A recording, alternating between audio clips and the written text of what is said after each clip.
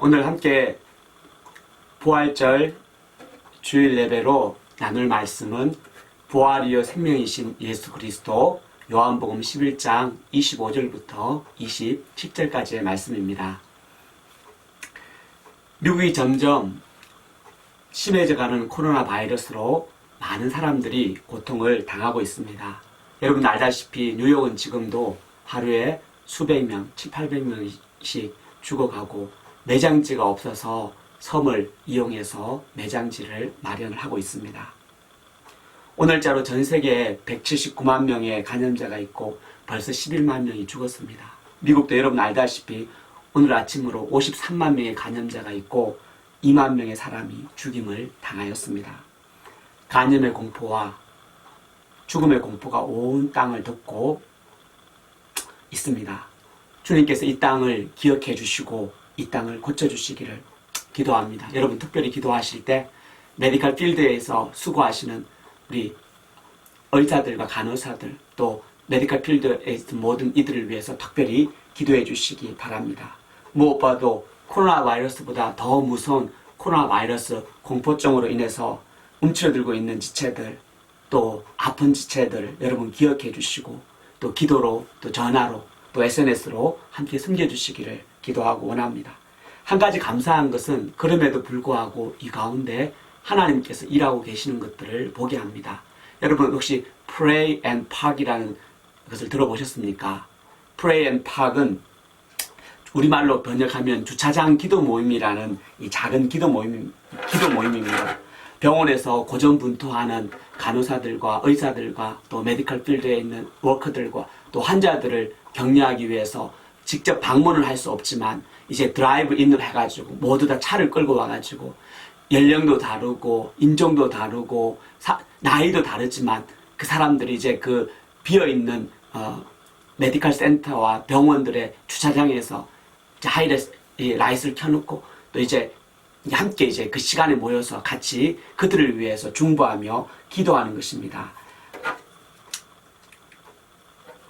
역대하 7장 14절에 보면은 하나님께서 말씀하시기를 내 이름을 일컫는 내 백성이 그들의 악한 길에서 떠나 스스로 낮추고 기도하여 내 얼굴을 찾으면 내가 하늘에서 듣고 그들의 죄를 사하고 그들의 땅을 고칠지라 약속을 하고 계십니다. 비록 저희가 연약하고 약하지만 하나님께서 이 땅에 기도하는 백성들을 통해서 하나님께서 일하고 계신 줄을 믿고 감사합니다. 여러분 저희는 엊그제 굿프라이데이 예배를 하나님께 온라인으로 올려드렸습니다. 그리고 처음으로 온라인으로 함께 성찬을 하며 떡을 떼고 또 잔을 나누며 예수의 살과 예수의 피가 나를 구속하기 위한 하나님의 놀라운 사랑인 것을 함께 나누었습니다. 오늘은 저희로 하여금 부활의 소망으로 부활하신 주님을 기념하기 위해서 저희들이 이렇게 함께 모였습니다. 그 어느 때보다도 시급하게 우리들에게 필요한 음성이 있다면 바로 필요한 소망이 있다면 바로 이 부활의 메시지와 부활의 소망인 것을 고백합니다. 이 시간 주님께서 저희들 가운데 말씀을 통해서 부활이요 생명이신 예수 그리스도를 함께 나눌 수 있기를 원하고 기도합니다. 여러분 이 시간 일어나셔서 함께 말씀을 교독하도록 하겠습니다. 요한복음 11장 25절부터 27절입니다. 예수께서 이르시되 나는 부활이요 생명이니 나를 믿는 자는 죽어도 살겠고 무릇 살아서 나를 믿는 자는 영원히 죽지 아니하리니 이것을 내가 믿느냐. 이르되 주여 그러하외다. 주는 그리스도시요 세상에 오시는 하나님의 아들이신 줄을 내가 믿나이다. 여러분 잠시 기도하겠습니다. 하나님 아버지 감사합니다. 이 시간 저희들에게 생명이요 부활이요 생명이신 예수 그리스도를 허락해 주셔서 감사합니다. 죽음의 공포와 간음의 공포와 극심한 외로움과 두려움에 있는 저희들 가운데 이 소망 되시고 부활 되신 예수 그리스도를 다시 한번 허락하여 주시기를 기도합니다. 이 시간 예배하는 모든 리빙스턴 교회 지체들 가운데 또 온라인으로 예배하는 당신의 자녀들 가운데 놀라운 부활의 소망이 임하기를 기도합니다. 예수님의 이름으로 기도합니다. 오늘 말씀의 이 배경 요한복음 11장에는 베다니에 살고 있는 마리아와 마르다, 또 그의 오라비인 이 나사로에 관한 이야기입니다. 나사로는 예수님이 사랑하시는 자라고 기록을 하고 있습니다. 큰 질병에 걸려서 갑자기 죽게 되었습니다.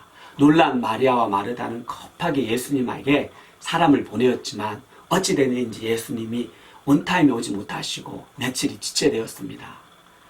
하나밖에 없는 오라비 나사로가 그렇게 허망하게 죽자 마리아와 마르다의 삶에 말할 수 없는 공포와 어려움과 두려움이 밀려오기 시작했습니다. 유대 풍습은 사람이 죽은 지 24시간 안에 장사를 하였습니다.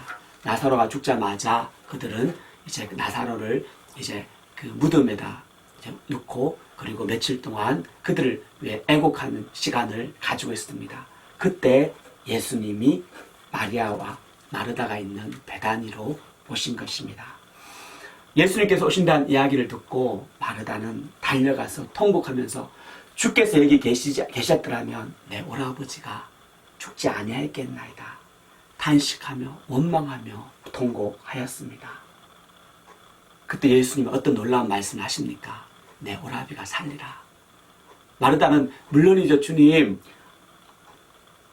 마지막 부활날 다시 살아날 줄로 내가 아나이다. 이렇게 고백을 하였습니다.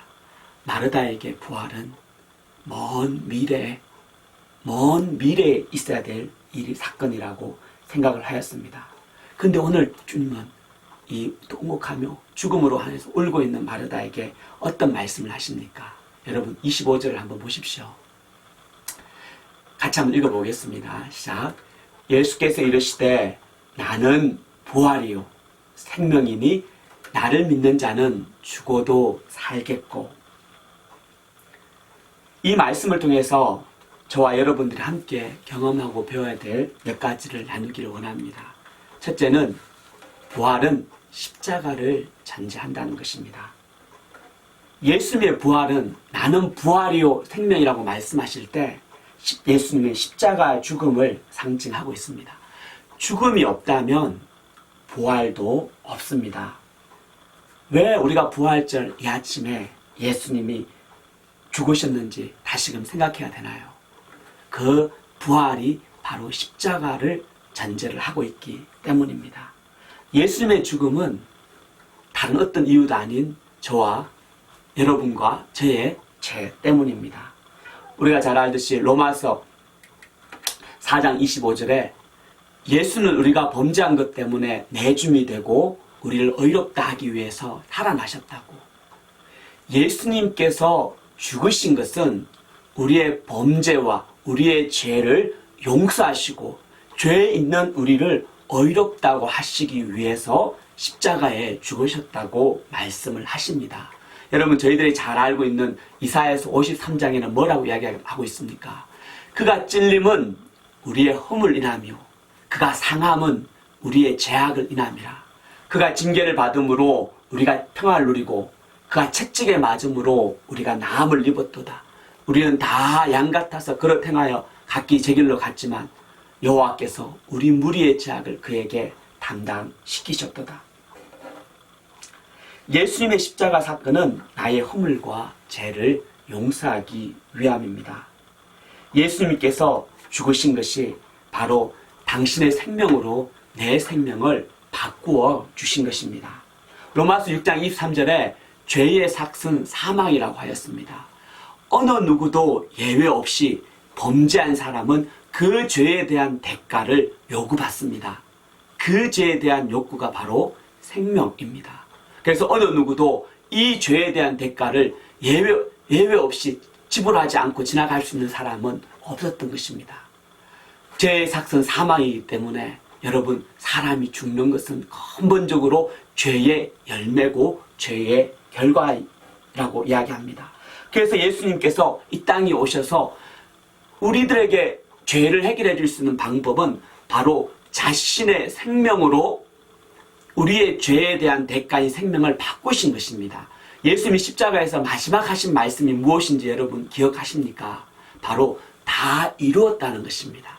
이 다 이루었다는 말은 pay off, 이게 상업용어로 빚을 다 갚았다, 그런 뜻입니다.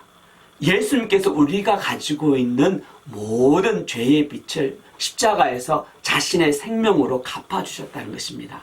나는 죽고 너희는 살아라. 그게 바로 예수님의 십자가의 사랑입니다.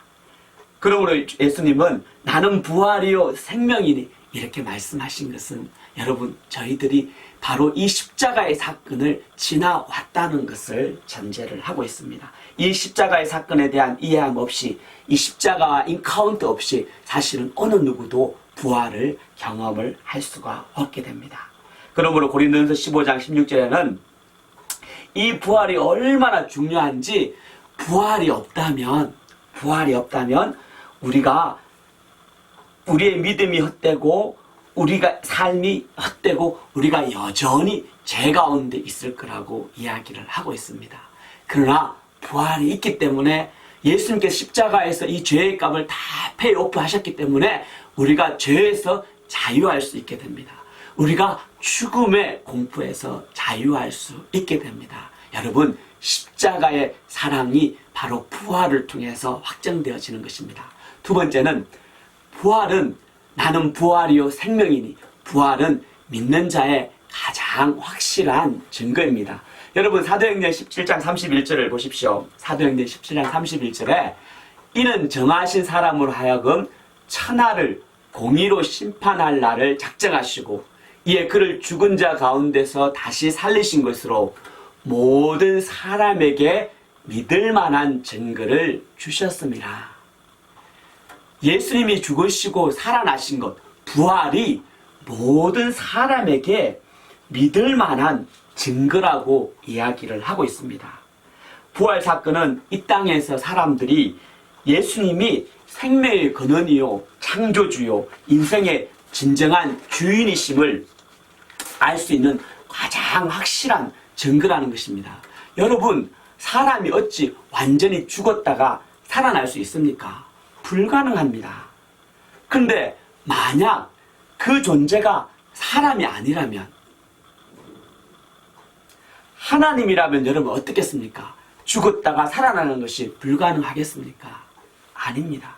그래서 예수님은 마가복음 4장에 보면은 마가복음에 보면은 4번이나 죽음과 부활에 대해서 예견을 하셨습니다. 마가복음 8장 31절, 마가복음 9장 31절, 마가복음 10장 33절, 34절, 그리고 마가복음 14장 28절까지 끊임없이 예수님께서 나는 십자가에서 죽고 사흘 만에 부활할 것이다. 나는 십자가에서 죽고 사흘 만에 다시 살아날 것이다. 이 말씀을 하셨습니다. 그런데 문제는 무엇입니까? 제자들이 그 말씀을 들었지만 그 말씀을 받아들이지도 않고 믿지도 않았다는 것입니다. 사람들은 자기가 이해할 수 있고 또 자기가 듣고 싶은 말만 듣는 경향들이 있었습니다. 제자들도 그래야 했습니다. 예수님이 십자가 지실 때, 여러분, 예수님이 십자가 지실 때 베드로는 어땠습니까? 내가 죽을지언정 주님을 부인하지 않겠다고 했던 수제자 베드로는 3번이나 예수님을 부인을 하고 말았습니다. 다른 제자들은 어떠합니까? 다 예수님을 버려두고 제 한 몸 살기에 바빴던 것을 보게 됩니다. 그런데 이렇게 비겁한 제자들이 언제 변화되었습니까? 바로 십자가에서 죽으시고 부활하신 예수님을 만나고부터입니다. 예수님의 부활 사건은 제자들에게 충격 그 자체였습니다. 처음에 제자들은 믿지 않았습니다. 막달라 마리아가 예수님을 부활하신 예수를 만났다고 하여도 그들이 달려갔지만 믿을 수가 없었습니다. 그래서 예수님께서 그들에게 40일 동안 이 땅에서 거하시면서 계속해서 그들을 인격적으로 만나주셨습니다. 그들이 거하는 집에 찾아가시고요. 그리고 그들이 일하고 있는 바닷가에도 찾아가시고요. 그리고 엠마오로 가는 제자들에게도 함께 동행하시며 끊임없이 예수님이 부활하셨다는 것을 그들에게 보여주셨습니다. 그리고 마침내 그들이 예수께서 진실로 부활하셨다는 그 사실을 받아들이고 믿을 수 있게 되었던 것입니다. 믿는 것이 아니라 믿겨졌던 것입니다.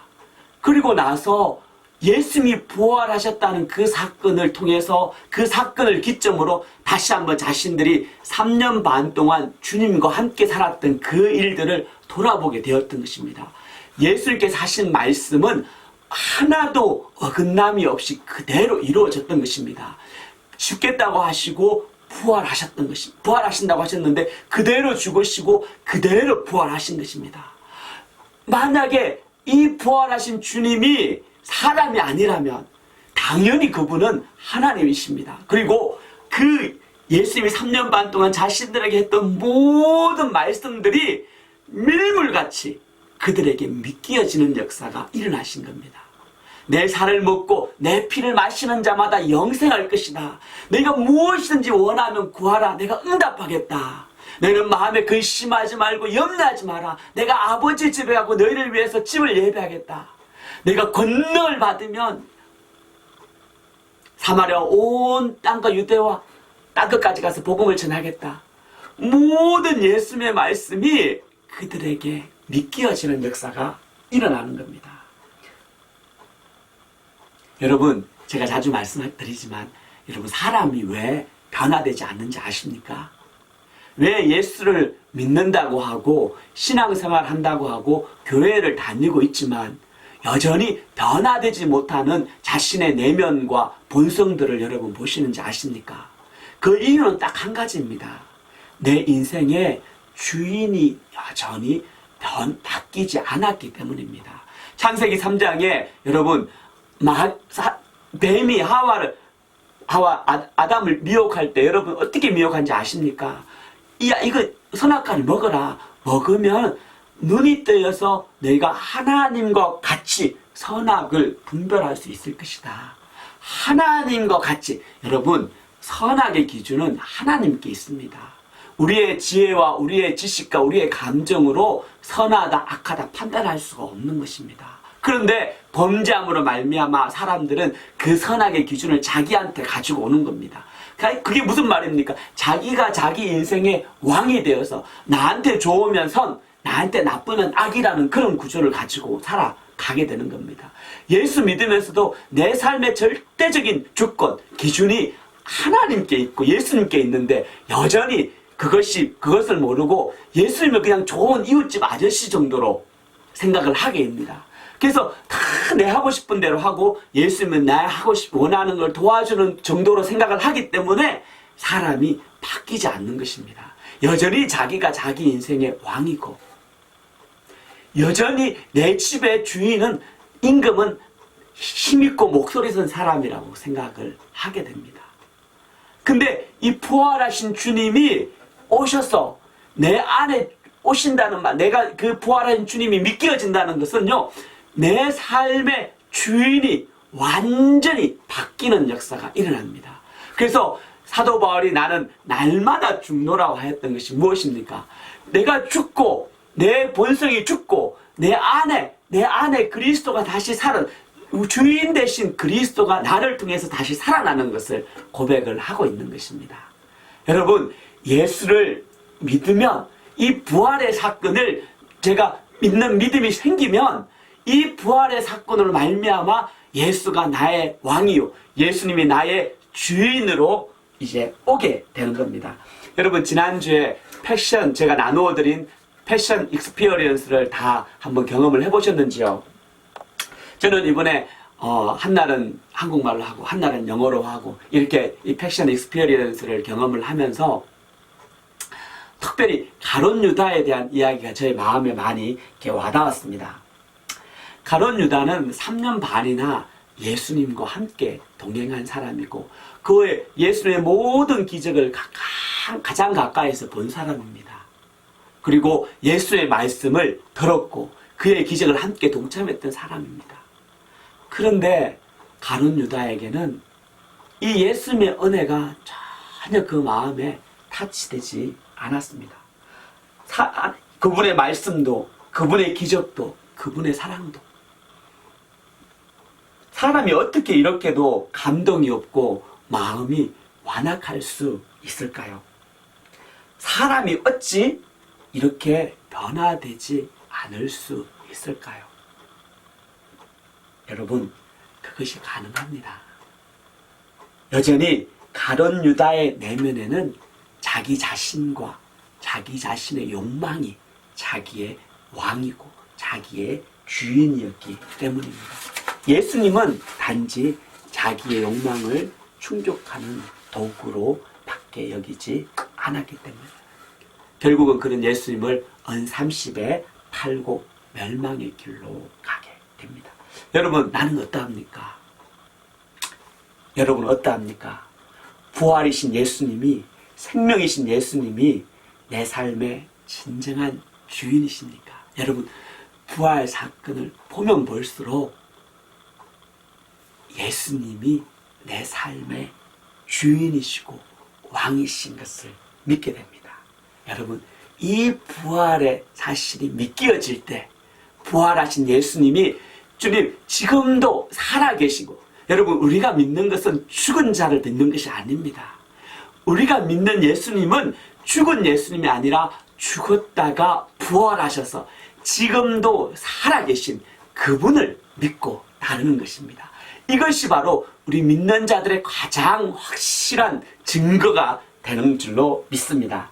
여러분, 세 번째는 이 부활은 환난 날에 영원한 소망을 줍니다. 나는 부활이요 나는 생명이니 나를 믿는 자는 죽어도 살겠고 무려 살아서 나를 믿는 자는 영원히 죽지 아니하리니 이것을 내가 믿느냐? 죽음의 공포는 무엇입니까? 그것은 단순히 죽는다는 것이 아니라 망한다는 두려움입니다. 죽음은 더 이상 소망이 없다. 죽음의 공포, 사망의 공포는 더 이상 내 인생에 소망이 없다는 것을 말을 하고 있습니다. 그러나 부활이 왜 위대합니까? 부활은 소망 없는 자들에게 진정한 소망을 주기 때문입니다. 부활은 죽어있던 자들에게 생명을 주기 때문입니다. 예수를 믿는 자는 죽어도 살겠고 무려 살아서 나를 믿는 자는 영원히 죽지 않습니다. 그래서 로마서 6장 9절에는 그리스도께서 죽은 자 가운데 다시 살아나셨음에 다시 죽지 아니하고 사망이 그를 주장하지 못할 거라고 선포하고 있습니다. 여러분, 빌립보서 1장 20절과 21절에는 무엇입니까? 나의 간절한 기대와 소망을 따라 아무 일에든지 부끄러워하지 아니하고 지금도 전과 같이 온전히 담대하여 살든지 죽든지 내 몸에서 그리스도가 존귀하게 되려 하나니 이는 내게 사는 것이 그리스도니 죽는 것도 유익함이라. 여러분, 죽음이 두렵지 않은 사람이 어디 있겠습니까? 그러나 예수의 부활을 경험한 사람은 내가 죽는 것도 사는 것도 다 그리스도께서 존귀하게 하는 일이기 때문에 내가 죽는 것도 유익하다. 죽음 자체가 두렵지 않다는 것입니다. 죽으면 하나님의 나라가 나를 기다리고 있다는 것을 확신하기 때문입니다. 여러분, 초대교회사를 보면은 아주 재밌는 이야기들이 많이 나오는데 그 중에 어떻게 이 유대 변방에 있었던 이 예수님의 그 몇몇 무리들만이 믿었던 이 기독교가 이 복음이 전 세계로 로마로 이제 흩어져 가게 되었는지에 대한 이야기를 하는데 그 중에 이 지금 코로나 바이러스와 같은 이런 전염병 이야기가 나오는 것을 보게 됩니다. 여러분, 이 전염병이 지금에만 있는 것이 아니었습니다. 이미 수천 년 전에도 이 전염병들이 사실 있었고 이 전염병이 한번 올 때마다 여러분 18세기, 17세기에 패스트가 유행할 때 여러분 유럽 인구의 3분의 1이 죽은 것을 아십니까? 마찬가지로 이 초대 교회가 살았을 때 BC 3세기 근처에 보면요 이러한 이 전염병들이 계속해서 주기적으로 일어났습니다. 근데 이 병이 그 당시에 기술이 과학 의료가 없으니까는 이 병이 오면은 신들이 노했다고 생각하고 죽은 자들을 그냥 방치하는 것입니다. 근데 죽은 자들을 장례를 치러줘야 되는데 어느 누구도 장례를 치를 생각을 하지 않는 겁니다. 그래서 왜냐하면 자기도 감염돼서 죽으니까.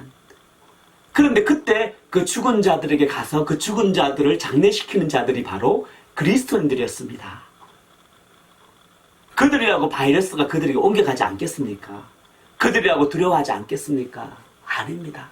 그들도 우리와 같이 사람인데 어찌 안 그러겠습니까? 그러나 그들에게는 내가 죽어도 산다는 그 믿음이 있었기 때문에 그 이웃이 죽어가는 새에 물려 죽고 썩어서 냄새나는 것을 놔둘 수가 없었던 것입니다. 그래서 그들의 시신을 가지고 가서 땅에 묻고 잘 장사를 지내주는 것입니다.